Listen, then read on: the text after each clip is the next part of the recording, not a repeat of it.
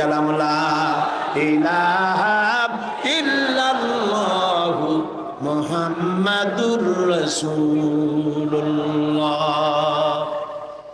নবীজি মসজিদে হারামে প্রবেশ করলেন। সব নেতারা কলা পাতা কচু পাতার মতো থরথর করে কাঁপছে।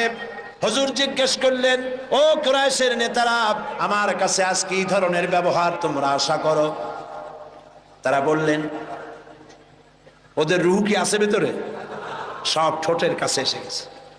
বলছে মুহাম্মদ সাল্লাল্লাহু আলাইহি ওয়াসাল্লাম, একজন উত্তম ভ্রাতা, একজন উত্তম ভ্রাতুষ্পুত্রের কাছ থেকে যে ধরনের ব্যবহার আশা করা যায়, আমরা সেই ধরনের ব্যবহার আপনার কাছে আশা করি। নবীজি বললেন, কুরাইশের নেতারা শোনো, তোমাদের ব্যাপারে আমি আজ সেই কথাই বলবো যেই কথা বলেছিলেন আমার